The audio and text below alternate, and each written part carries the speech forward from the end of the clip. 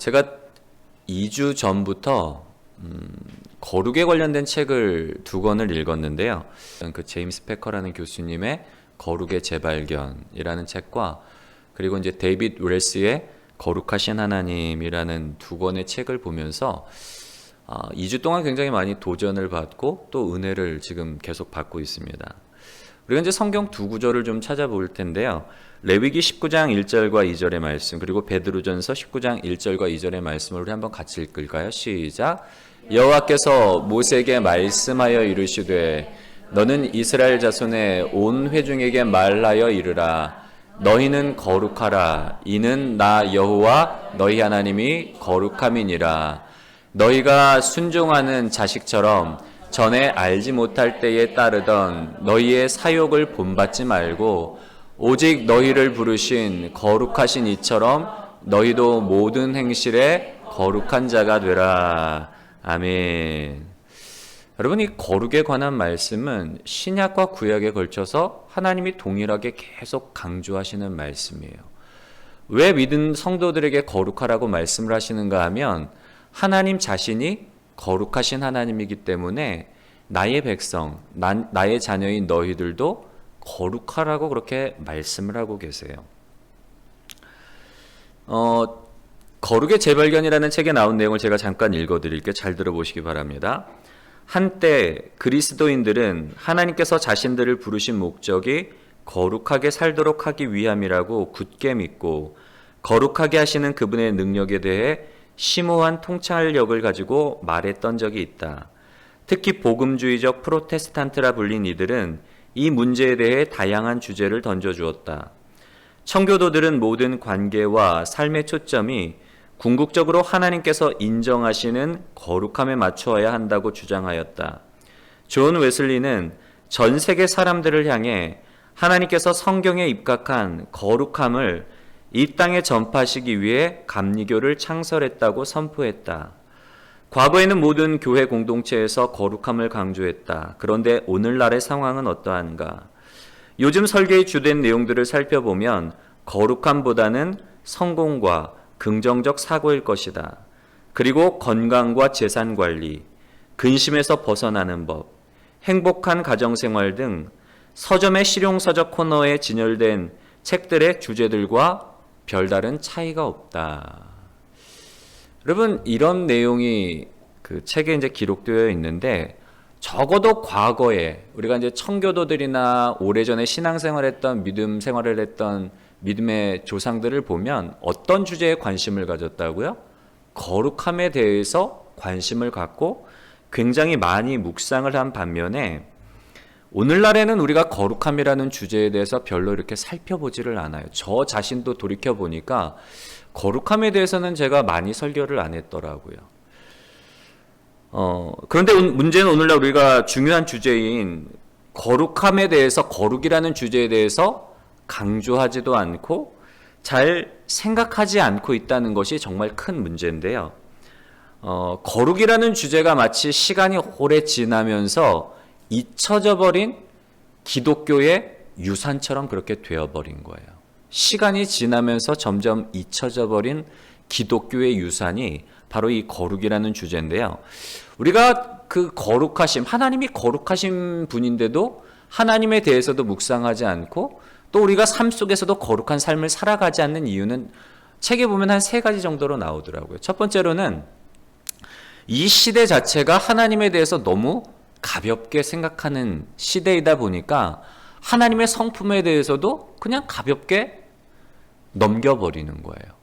우리가 이제 하나님을 얼마나 가볍게 생각하는가 하면 유머에서도 이제 그런 걸 좀 찾아볼 수가 있는데, 웃자고 하는 얘기예요. 여러분 심각하게 들으시면 안 돼요.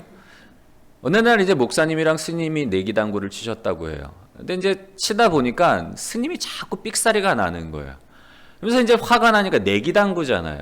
게임비를 내야 되는데 지면 게임비를 물어야 되는데 스님이 화가 나니까 치면서 삑사리 나니까 자꾸 욕을 하는 거예요. 씨발 겁내 안 맞네. 막 하고 그러니까 목사님이 듣다가 너무 불편한 거예요. 그래서 한마디 하셨대요. 스님, 자꾸 그렇게 욕하며 당구 치시면 하나님한테 벼락 맞습니다. 그래서 이제 그렇게 얘기하고 이제 또 치다가 또 스님이 또 막 안 맞으니까 막 욕을 하는 거예요. 근데 진짜 벼락이 떨어져 버린 거예요. 누가 죽었을까요, 여러분? 목사님이 벼락을 맞으셨는데 벼락을 맞으면서 목사님이 억울하잖아요. 아니 하나님, 내가 욕한 것도 아닌데 왜 나한테 벼락을 내리시냐고 하나님한테 따지듯이 물으니까 하나님이 그러더래요. 아씨, 겁내 안 맞네.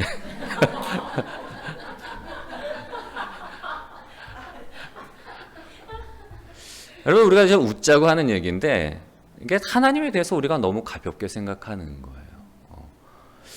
두 번째로 우리가 거룩이라는 주제에서 생각하지 않는 이유는 뭔가 하면 우리 본성적으로 하나님을 찾지 않으려고 해요.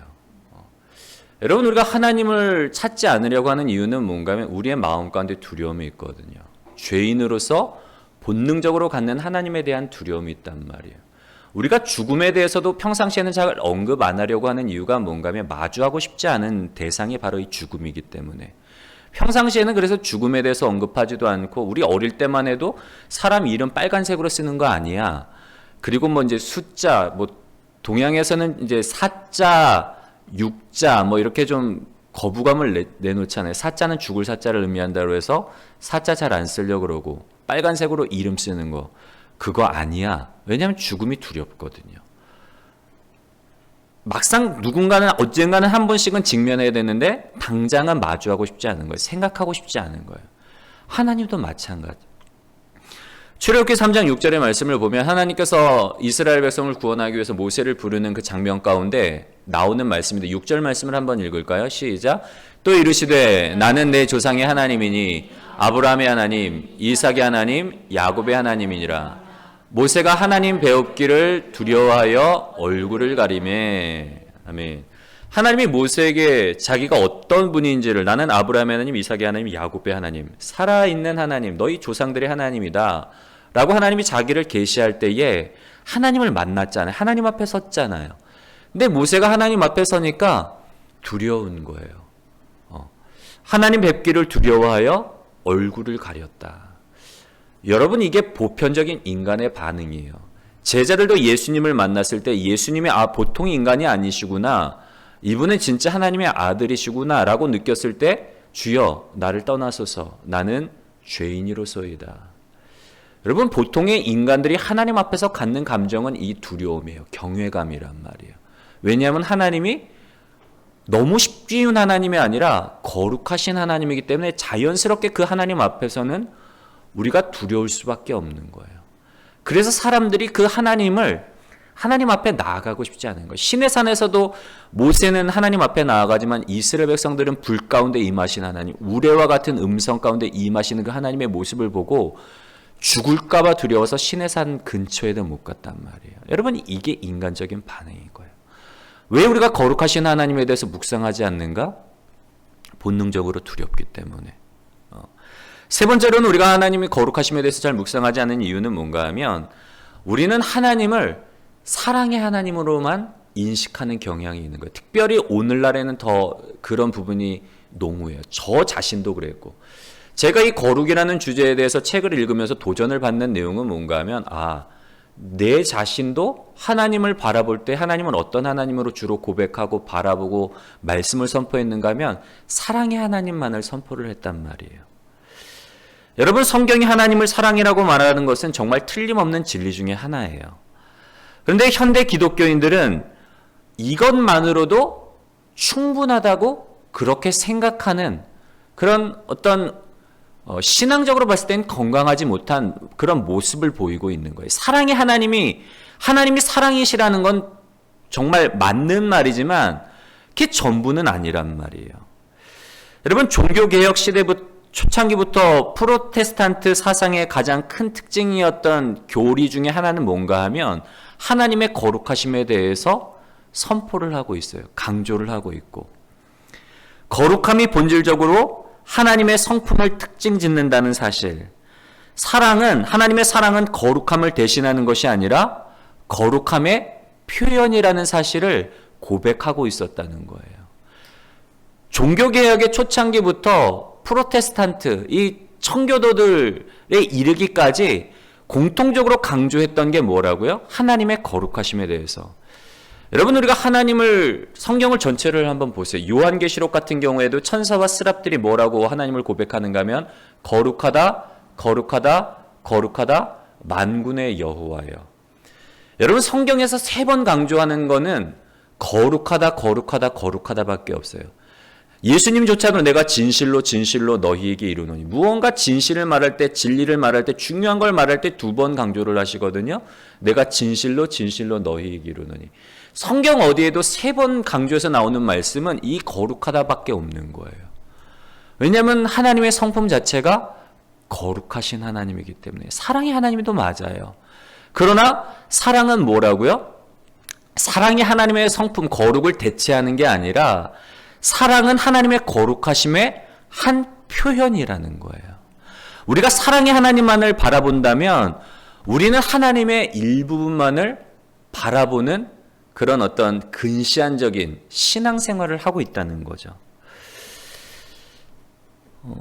우리가 하나님의 어떤 성품상 사랑만을 바라보고 사랑의 하나님만을 추구하는 이유 중에 한 가지는 뭐가 있을까요, 여러분?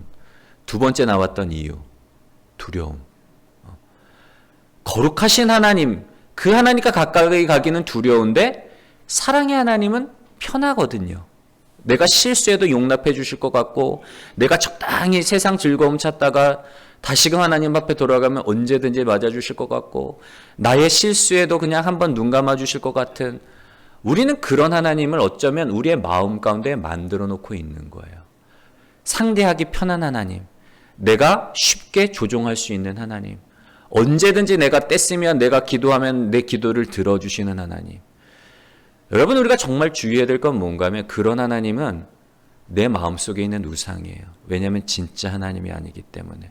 내가 믿고 싶은 대로, 내가 만나고 싶은 대로, 내 뜻대로 하고 싶은 하나님이기 때문에 진짜 하나님이 아니라 진짜 하나님은 내 자신인 거예요. 내 삶 속에서. 우상이죠. 내가 자신이 우상인 거예요. 그 책의 내용에 이런 내용이 나옵니다. 거룩함은 하나님의 성품을 가장 중요하게 설명하는 것이요. 이 거룩함에 대한 통찰력은 하나님의 백성에게 생명을 불어넣고 그들의 예배를 일깨우고 그들의 인격을 양육하고 진리를 향한 그들의 열정을 복돋우고 그들이 지속적으로 하나님의 뜻을 행하고 간청하는 기도에서 그분의 이름을 부르도록 격려한다. 현대성의 하나님은 성경의 하나님만큼 도덕적으로 그렇게 까다롭지 않다. 날카로운 모서리들이 완전히 다듬어진 현대성의 하나님은 위험성이 적고 대하기가 훨씬 편하고 더 유순해졌다. 왜냐하면 하나님의 사랑은 하나님의 거룩함보다 한층 부담 없어 보이기 때문이다. 교회는 오늘날 치유를 중시하는 문화의 유혹에 굴복했는데 그런 상황에서는 도덕적인 차원보다 관계적인 차원을, 인식적인 확신보다 신비주의를, 인격적인 순종보다 자기실현을, 인성보다 자아상을, 기독교 신앙의 유일성보다 다원주의적인 종교의 평등을 두둔함이 더 자연스러워 보일 수밖에 없다. 여러분, 오늘날 설교의 메시지들이 건강, 행복 추구, 그리고 관계의 문제를 해결한 이런 실용적인 주제를 다루는 이유들이 결국엔 이런 거라는 거예요. 이런 모든 일들 가운데서 점점 우리가 본질을 잃어버리고 하나님의 성품을, 거룩하신 성품을 잊어버리고 거룩하신 하나님과의 어떤 관계를 잊어버리고 피상적인, 내가 듣기 좋고 내가 편한 그냥 사랑이라는 주제, 자아실현이라는 주제만을 놓고 보다 보니까 우리의 신앙이 점점 병들어가고 교회가 무기력해지는 이런 상황들이 발생한다는 거예요. 제가 한 이틀 전인가 저희 이제 카톡 그 대화방이 있어요. 이제 저희 학교 선후배들이 모이는 그 대화방이 있는데 어떤 분이 이제 100년 기도 운동이라는 그 대전에 이제 한빛교회 제가 이제 나왔던 그 출신 교회, 거기서 이제 주도적으로 하는 그 기도 운동에 대해 이제 소개를 한 그 사이트를 좀 올려놓으셨더라고요. 근데 이제 그 100년 기도 운동이라는 건 뭔가 하면 제가 이제 홈페이지를 들어가서 읽어드리고 내용을 좀 보면 이렇게 기록되어 있더라고요. 너는 내게 부르짖으라. 기도를 명령하신 하나님. 땀이 핏방울이 되기까지 기도하며 기도의 모범을 보여주신 성자 예수님. 말할 수 없는 탄식으로 우리를 위하여 간구하시는 기도의 중보자 성령 하나님의 인도하심을 따라 기도하는 기도 운동입니다. 또한 백년 기도 운동은 성도의 1시간이 기도를 이어 교회의 하루 기도를 채우고, 그리고 교회의 하루 기도를 이어 1년을 채우고 그 1년이 100년이 되기까지 쉬지 않고 기도하는 기도 운동입니다. 쉽게 말하면 이제 참가하는 교회들을 모집을 하는 거예요. 그래서 성도 한 사람이 매일 1시간씩 기도를 하고, 그리고 한 교회에서 24시간을 성도들의 기도로 채우는 거죠. 그리고 이런 교회들, 한 교회에서 성도들이 24시간 기도할 뿐만 아니라 이렇게 헌신하는 교회들이 365교회를 모집해서 365교회들이 1년을 계속해서 이렇게 매일매일 24시간을 기도해 나가고, 그리고 그 1년이 100년이 되기까지, 이제는 365개의 교회가 아니라 이 땅의 모든 교회들이 기도하는 그런 운동을 하자는 게 이 100년 기도 운동의 내용이에요. 여러분, 참 좋은 내용이에요. 기도 운동. 저는 제가 이걸 뭐 초치거나 이걸 반대하는 게 아니라, 저는 정말 이 운동이 하나님 나라의 운동으로 발전이 됐으면 좋겠어요. 그래서 생각하는 가운데, 묵상하는 가운데 무슨 마음을 주시는가 하면, 여러분, 우리가 기도하는 것보다 더 중요한 게 있어요. 아무리 그래 오랜 시간 하나님 앞에 기도하고 뭐 많은 교회들이 뭐 기도한다고 해서 그게 중요한 게 아니란 말이에요. 중요한 건 우리가 하나님이 어떤 분인지에 대한 분명한 이해가 있어야 되고, 그리고 하나님의 뜻을 따라 살아가야지 하나님이 모든 기도를 들으시는 게 아니라 의인의 간구를 들어주신단 말이에요. 우리가 하나님의 뜻을 따라 살지 않고 우리가 하나님 안에 있지 않는데, 아무리 기도한다고 해서 24시간을 기도하고 뭐 모든 교회들이 기도한다고 해서 역사가 일어나지 않는다는 거예요. 여러분, 우리가 예레미야를 계속 예레미야를 우리가 말씀을 읽고 있잖아요. 예레미야서 17장 26절과 27절에 이렇게 기록됐죠. 제가 읽어드릴게요. 잘 들어보시기 바랍니다. 사람들이 유다 성읍들과 예루살렘에 둘린 곳들과 베냐민 땅과 평지와 산지와 네겝으로부터 와서 번제와 희생과 소제와 유향과 감사제물을 여호와의 성전에 가져오려니와, 그러나 만일 너희가 나를 순종하지 아니하고 안식일을 거룩되게 아니하여 안식일에 짐을 지고 예루살렘 문으로 들어오면 내가 성문에 불을 놓아 예루살렘 궁전을 삼키게 하려니 그 불이 꺼지지 아니하리라 하셨다 할지니라. 여러분, 하나님께서 예레미야를 통해서 계속해서 강조하시는 내용은 뭔가 하면 회개하라는 거예요. 너희가 우상을 섬기던 일을 회개하고, 너희가 하나님의 언약 지키기에 신실하지 않고 하나님의 뜻을 따르지 않고 너희의 사욕과 너희의 욕심을 따라 살아가는 그런 삶 가운데서 돌이키라고 계속해서 말씀을 하신단 말이에요. 문제는 뭔가 하면 이스라엘 백성들이 그 이야기를 듣지 않아요. 왜냐하면 우리 잘 섬기고 있는데, 우리 하나님 잘 예배하고 있는데 사실은 양다리예요. 하나님도 섬기고 그 땅의 우상들도 섬기는 양다리였기 때문에 하나님께서는 온전히 거룩하신 하나님, 계속 거룩함에 대해서 살펴보겠지만, 하나님이 우리에게 거룩하라는 요구는 뭔가 하면 하나님만을 바라보고 하나님께 너의 삶을 드리라는 그 요구예요.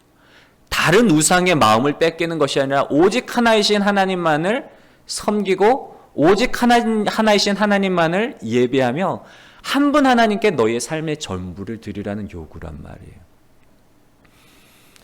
이스라엘 백성들은 스스로가 나 우리 예배하고 있는데 번제와 소제와 기름을 가지고 우리 지금 예배하라고 하고 있는데 무슨 말이야. 근데 하나님은 안식일을 거룩히 지키라는 거예요. 하나님 자신을 거룩하게 찾으라는 거예요. 그렇지 않으면 너희가 비록 형식적으로는 예배를 드리고 뭐 예루살렘 성전이 있을지 몰라도 내가 그 예배를 받지 않고 가증히 여길 것이다. 예레미야 18장 9절 10절에도 또 이렇게 기록되어 있습니다. 내가 어느 민족이나 국가를 건설하거나 심으려 할 때에 만일 그들이 나 보기에 악한 것을 행하여 내 목소리를 청종하지 아니하면 내가 그에게 유익하게 하리라고 한 복에 대하여 뜻을 돌이키리라. 여러분, 하나님이 성경을 통해서 계속 강조하시는 건 뭐예요? 예배가 중요한 게 아니에요. 사무엘에게 한 얘기가 그죠. 하나님 앞에 제물을 드리는 것보다 하나님이 더 기뻐하시는 게 있죠. 뭐라고요?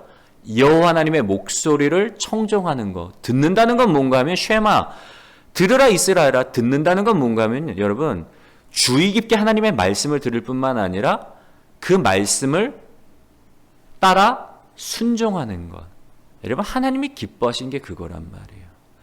우리가 하나님이 어떤 분인지를 알지 못하고 하나님의 뜻을 따라 살지 않으면 아무리 우리가 종교적으로 열심을 내고 종교적으로 어떤 행동을 한다고 해도 어떤 운동을 만든다고 해도 결코 하나님이 그 운동을 연락하시지 않는 거예요. 기도운동 정말 저는 잘 됐으면 좋겠어요. 제가 뭐 아까도 말씀드렸지만 초를 치려고 그러는 게 아니라 정말 깨어 기도해야 돼요, 우리가. 이 시대가 점점 어두워져 가고 이 시대가 악해져 가기 때문에 교회마다 이제는 깨어 기도해야 되는데 그 전에 선행되어져야 될 게 뭐라고요? 우리가 하나님의 거룩하심에 대해서 정말 이제는 다시 알아야 돼요. 그냥 편한 하나님이 아니란 말이에요. 우리가 하나님을 믿노라고 하면서 하나님을 사랑한다고 하면서 사실 경외하지 않을 수 있어요. 제가 예전에 말씀을 드렸잖아요. 아내를 만나기 전에 배우자에 대한 마지막 시험. DTS를 받으면서 이제 그 좋은 자매가 같은 팀에 있었어요. 이 자매한테 이제 대시를 하고 싶은데 하나님이 기도를 하니까 하나님이 뭐라고 마음을 주시는가 하면 너 함부로 대시하지 마. 너 팀 깨고 싶니? 너무나 선명하게 그 음성을 들려주시는 거예요. 그 자매에게 고백하지 마. 그 자매에게 다른 마음 품고 너 어떤 연인의 감정을 품고 대시하지 마. 너 그렇게 되면 니네 팀이 깨질 거야. 분명하게 들려주셨는데도 제가 어떤 행동을 취하는가 하면 아니야. 내가 잘못 들었을 거야. 이 자매를 여기서 만날 확률이 과연 얼마나 되겠어? 내가 살아오면서 이런 자매를 만난 적이 없는데 이 시간에 이 타이밍에 이 자매를 여기서 만날 확률이 얼마나 되겠어? 이거는 하나님이 보내주신 거야. 그렇게 합리화를 시키는 거예요. 왜요? 이 자매를 여기서 놓쳐버리면 어디서 이보다 더 좋은 자매를 만날 수 있으리라는 그런 확신이 서지 않았기 때문에 하나님을 믿지 못했기 때문에 하나님의 말씀조차도 제가 부정을 하는 거예요. 합리화시키면서 결과적으로는 서로 상처받고 이제 깨어지게 됐고 이제 그게 저한테는 마지막 시험인데 제가 그때 깨달은 게 뭔가 하면 저는 하나님을 사랑하지 않았던 적이 한 번도 없어요. 내가 예수님을 대학교 겨울수련 때 만난 이후로 예수님을 사랑하지 않았던 적이 한 번도 없어요. 그 시간에도 그 자매에게 하나님의 말씀을 거부하고 대시했을 때도 하나님에 대한 사랑은 변하지 않았어요. 근데 문제는 뭐예요? 저한테는 뭐가 없었어요? 하나님에 대한 경외감이 없었던 거예요. 하나님의 말씀을 내가 순종하지 못했단 말이에요. 하나님이 나에게 있어서 두려운 하나님이 아니라 내가 하나님조차도 임의대로 이것만큼은 내가 절대로 하나님께 순종할 수 없어요. 왜냐하면 언제 하나님이 또 이런 사람을 내게 인도하실지 모르기 때문에 내가 하나님을 신뢰하지 못했기 때문에 순종하지 않았던 거예요. 여러분, 우리 정말 조심해야 돼요. 우리의 신앙생활에 대해서 우리가 정말 점검해야 될 건 뭔가 하면 우리가 사랑의 하나님만을 바라보는 이유 중에 한 가지가 뭐라고요? 편하니까. 그냥 내가 원하는 대로 내 뜻대로 모든 것을 채워주실 것 같으니까 우리는 사랑의 하나님만을 묵상하고 사랑의 하나님만을 바라보는 경향이 있단 말이에요. 근데 우리가 놓쳐서는 안 되는 부분은 뭐라고요? 거룩하신 하나님. 하나님 앞에 설 때에 우리는 거룩하신 하나님 앞에서 두렵고 떨림으로 나가야 될 필요가 있는 거예요. 예수 그리스도 안에서 죄의 문제가 해결되었기 때문에 이제는 우리가 담대함을 가지고 은혜의 보좌 앞에 나아갈 수 있지만 그렇다고 해서 우리가 하나님을 막 함부로 할 수 있는, 막대할 수 있는 그런 존재가 아닌 하나님인 거예요. 하나님은 하나님이시고 우리는 피조물에 불과하단 말이에요. 우리가 피조물로서 창조자 되신 하나님에 대한, 거룩하신 하나님에 대한 마땅한 두려움과 경외, 거룩한 격앙감을 가져야 되는데 사랑의 하나님을 너무 가볍게 여기고 그냥 내가 만들어낸, 내가 믿기 편한 그 하나님만을 만들어내다 보니까 하나님을 너무 우습게 여기는 거예요. 그건 진짜 신앙이 아닌 거죠. 우리 우상 숭배예요. 이스라엘 백성들이 모세가 하나님을 만나러 올라갔을 때 내려오지 않자 우리를 인도했던 모세는 어떻게 된지 모르니까 아론 네가 우리를 위해서 신상 하나를 만들어 달라. 그리고는 금 귀골이나 금부치들을 아론에게 주고 아론이 송아지 형상, 애굽에서 익숙한 소의 형상이잖아요. 익숙한 신의 형상. 애굽에서 섬기던 그 익숙한 친숙한 그 형상을 만들어서 뭐라 그러는가 하면 우리를 인도해낸 여호와라. 그 송아지 신상을 보고 이스라엘 백성들이 그래요. 우리를 인도해낸 여호와라. 그리고는 그 앞에서 먹고 마시고 춤추며 완전히 그냥 난리 구판을 벌이는 거예요. 여러분, 이게 우리의 신앙의 모습일 수가 있는 거예요. 하나님을 믿노라고 하면서 내가 믿기 편한 하나님, 사랑의 하나님이라고 말하면서 가짜 하나님을 우리는 믿고 있을 수 있단 말이에요. 그래서 하나님을 온전히 알고 그 하나님의 뜻을 따라 사는 게 그 어떤 것보다도 중요해요. 종교적인 열심, 종교적인 행사가 중요한 게 아니라 정말 살아계신 하나님을 온전히 바라보고 믿는 일이 중요하다는 것. 여러분, 오늘 말씀은 출애굽기 27장의 말씀은 성막에 대한 말씀이에요. 하나님이 모세에게 성막을 지으라 말씀하시면서 말씀이 길기 때문에 다 살펴보지는 않았는데 27장은 크게 세 부분으로 나뉘어지는 것을 우리가 볼 수가 있습니다. 1절부터 8장까지는 제단에 대한 설명을 기록하고 있고 9절부터 19절까지는 성막의 뜰에 대해서, 그리고 마지막 오늘 우리가 읽은 20절과 21절은 성소 안에 있는 등불, 촛대에 대한 그 말씀이 기록되고 있는 말씀이에요. 이 성막에 대한 말씀은 어떤 말씀인가 하면 오늘 제목이 뭐라 그랬죠? 거룩한 삶으로의 초대인 거예요. 하나님이 성막을 지으라고 하신 건 다른 게 아니라 우리를 거룩한 삶으로 초대하시는 하나님의 그 초대가 이 성막 안에 담겨 있는 거예요. 여러분, 먼저 하나님께서 성막을 만들라고 하실 때 뭐에 대한 말씀을 주시는가 하면 성막들에 대한 말씀을 주세요. 9절 말씀에 보면 뭐라고 기록되어 있는가 하면 9절과 10절의 말씀 한번 볼까요? 같이 읽겠습니다. 시작. 너는 성막의 뜰을 만들지니 남쪽을 향하여 뜰 남쪽에 너비가 100규빗의 세마포 휘장을 쳐서 그 한쪽을 당하게 할지니 그 기둥이 수물이며 그 받침 수물은 노스로 하고 그 기둥의 갈고리와 기름땐 은으로 할지며. 아멘. 그 전 사진 한 장 보여주시겠어요? 성막의 사진인데요. 이게 보면 성막이란 말이에요. 바깥 뜰이 있어요. 뜰 밖으로 뭐가 있죠? 담벼락, 휘장으로 만든 울타리가 있단 말이에요. 한 규빗은 얼마인가 하면 사람 팔꿈치부터 요 손 끝까지가 성인 남자의 그 길이가 한 규빗인 거예요. 약 50cm 돼요. 100규빗이라는 건 50m, 그래서 50m인데 남쪽과 북쪽에는 50m, 그리고 동쪽과 서쪽에는 25m인데 문은 성소로 들어가는 성막의 뜰로 들어가는 문은 어디에 있는가 하면 동쪽에 문이 있는 거예요. 여러분, 성막의 그 뜰은 어떤 공간인가 하면 우리가 하나님과 언약의 관계를 회복하고 그리고 하나님과의 관계를 발전시킬 수 있는 그런 하나님께서 허락하신 그런 신앙의 공간이 바로 이 성막이라는 장소인 거예요. 그런데 이 성막 바깥으로 담을 둘렀단 말이에요. 그리고는 문을 내어서 이 성막의 문, 동쪽에 있는 문을 통해서 들어갈 수 있게 했는데 여기에 그 거룩함, 우리를 거룩한 삶으로 초대하는 하나님의 또 그 신비가 이 안에 담겨 있는 거예요. 여러분, 우리가 그 창세기 말씀을 한 구절만 더 찾아볼 텐데요. 창세기 3장 24절의 말씀을 한번 읽어볼까요?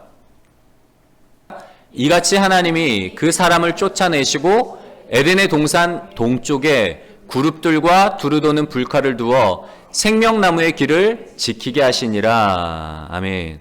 아담과 하와가 범죄함으로 인해서 에덴 동산으로부터 쫓겨나요. 그리고 하나님께서 거기에 그룹을 두어서 지키게 한단 말이에요. 왜냐하면 사람들이 다시금 에덴으로 들어오지 못하도록, 에덴으로 들어와서 생명나무를 따먹을까봐 그룹들을 두어서 들어오지 못하도록 지키게 해요. 그 어디를 지키게 하셨다 그랬죠? 에덴의 동쪽. 여러분, 성막을 하나님께서 만드시고 그리고 그곳을 통해서 이스라엘 백성들과 다시 만나시고 교제하시고 이스라엘과의 관계를 회복시키기 원하시는 하나님이란 말이에요. 그리고 그 동쪽에, 휘장 동쪽에 문을 만드셨다는 건 뭐예요? 이전에는 그룹들로 해서 사람들이 에덴으로 들어오지 못하도록 지켜섰는데 이제는 다시금 동쪽에 성막을 만들고 동쪽에 문을 만들어서 이스라엘 백성들이 그리로 들어와서 하나님을 만날 수 있도록 그렇게 만드셨다는 거예요. 그 길을 열어놓으셨다는 거예요. 그리고 성막들 안에는 여러분 우리가 이제 거룩하다. 여러분 거룩하다. 아, 저 사람 굉장히 거룩해. 그럼 우리가 생각하고 있는 거룩의 개념은 뭐죠? 우리는 기본적으로 도덕적으로 윤리적으로 무언가 반듯하고 죄를 짓지 않는 그런 것들을 거룩이라고 생각을 하는 거예요. 근데 이 성막들을 통해서 우리가 살펴볼 수 있는 거룩의 내용, 앞으로 이제 거룩에 대해서 계속 제가 말씀을 나누고 살펴보겠지만 성막의 뜰을 통해서 우리가 살펴볼 수 있는 거룩의 개념 중에 한 가지는 뭔가 하면 거룩은 결코 우리가 만들어낼 수 있는 게 아닌 거예요.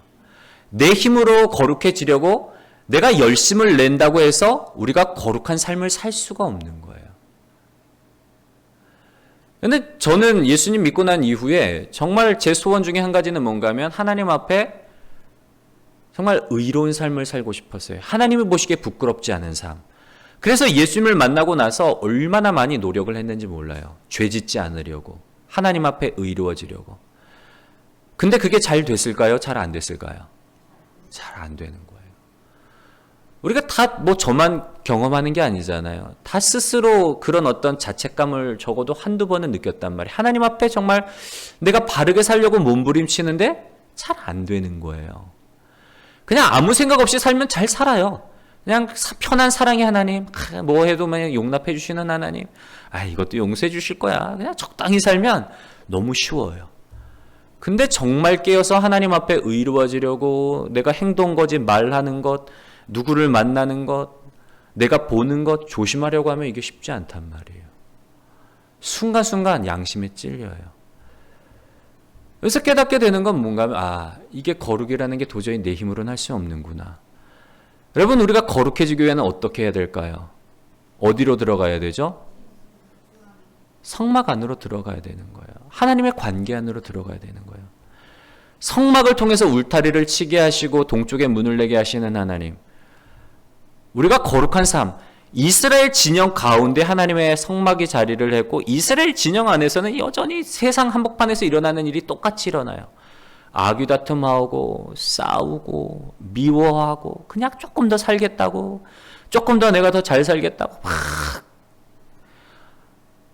우리 세상과 별반 다를 바 없는 일들이 막 그 진영에서 일어나는데 하나님께서는 어디로 오라고요? 성막 안으로 들어오라는 거예요.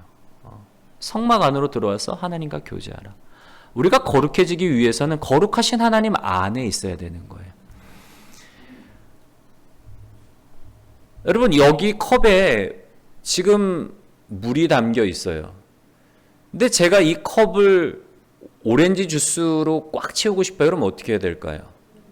물을 따르고 오렌지 주스를 붓는 방법이 있고 또 다른 방법은 뭔가 하면 오렌지 주스가 담겨있는 커다란 통 안에 이 그릇을 넣으면 어떻게 될까요? 그냥 자연스럽게 담기게 되는 거예요. 여러분 우리가 거룩해지는 방법도 마찬가지입니다. 거룩하신 하나님 안에 우리가 들어가 있으면 우리의 존재 자체가 거룩함에 잠기게 되는 거예요. 하나님은 그래서 하나님께로 나오라는 거예요. 성막이라는 것을 만드시고 동쪽으로 들어오게 하시고 그리고 그 성막 안에 뭘 둬요? 들어가자마자 성막들을 들어가면 뭐가 있는가 하면 제단이 있단 말이에요. 짐승에 잡아서 제사를 드림으로 말미암아 우리의 죄를 속하는 제사. 우리가 성소에 들어가기 위해서는 죄의 문제가 해결되어야 된단 말이에요. 왜냐하면 죄인이 하나님 앞에 서는 순간 거룩하신 하나님이기 때문에 죄에 대해서는 즉각적으로 심판하시는 하나님이라 죄인의 몸으로는 하나님 앞에 나갈 수가 없는 거예요. 그래서 성막들을 들어가면 제일 먼저 뭐가 있어요? 제단이 있어요. 하나님 성소에 들어가기 원하는 사람들은 제단에서 짐승을 잡고 속죄제를 드리고 번제제를 드리고 화목제를 드리고 하나님과의 관계를 회복하고 들어가야지 비로소 하나님 앞에 설 수가 있단 말이에요. 여러분 성막은 신약의 모델이에요. 예수님을 통해서 완전하게 지어질 하나님의 성소의 모델이 이 성막이고 진짜 모델은 예수님을 통해서 이루어지는 성소, 우리 안에 지어지는 성소가 있단 말이에요. 예수님이 자기의 몸을 십자가상에서 희생제물로 드림으로 말미암아 단번에 이 속죄 제사를 완성시키신 거예요. 더 이상 우리가 이제는 제사를 드릴 필요가 없는 거예요. 예수님이 십자가에서 우리의 죄를 대신해서 십자가에서 희생제물이 되심으로 말미암아 속죄제물이 되심으로 말미암아 이제는 우리가 그 피를 가지고 담대함을 가지고 은혜의 보좌 앞에 나갈 수 있는, 성소 안에 들어갈 수 있는 그 길을 만들어 놓으셨단 말이에요. 이 제단에도, 예수님 십자가 안에도 우리를 부르시는, 거룩한 삶으로 초대하시는 그 하나님의 그 마음이 담겨 있는 거예요. 마지막으로 우리가 살펴볼 수 있는 게 뭔가 하면 등잔이에요. 등잔. 여러분, 오늘 제사장에게 뭐라고 말씀을 하시는가 하면 20절과 21절의 말씀을 다시 한번 읽어볼까요? 20절과 21절의 말씀입니다. 같이 읽겠습니다. 시작. 너는 또 이스라엘 자손에게 명령하여 감람으로 짠 순수한 기름을 등불을 위하여 내게로 가져오게 하고 끊이지 않게 등불을 켜되 아론과 그의 아들들로 회막안 증거궤 앞 휘장 밖에서 저녁부터 아침까지 항상 여호와 앞에 그 등불을 보살피게 하라. 이는 이스라엘 자손이 대대로 지킬 규례이니라. 아멘. 동쪽 문을 통해서 성막들로 들어가고 짐승을 잡아서 죄를 사하는 제사를 드리고 나서 성소 안으로 들어갈 수가 있게 되었는데, 성소 안에는 하나님께서 뭘 항상 밝히라고 하죠? 등불에 불이 꺼지지 않도록 항상 아침부터 저녁까지 계속 등불을 밝히라는 거예요. 여러분, 등불이 상징하는 건 누구인가 하면 예수 그리스도예요. 예수 그리스도의 그 생명이 우리 안에서 꺼지지 않도록 우리는 늘 그 불을 밝혀야 된단 말이에요. 요즘에는 우리가 이제 아궁이 있는 집이 없잖아요. 근데 옛날만 해도 다 아궁이가 있었어요. 특별히 이제 어떤 샤머니즘적인 그런 어떤 신앙과도 이제 관련이 됐었지만, 옛날 어르신들, 특별히 이제 여자분들의 삶 속에 중요한 것 중에 한 가지는 뭔가 하면 아궁이의 불씨가 꺼지지 않게 그 불씨를 잘 관리하는 게 굉장히 중요한 역할이었다고 합니다.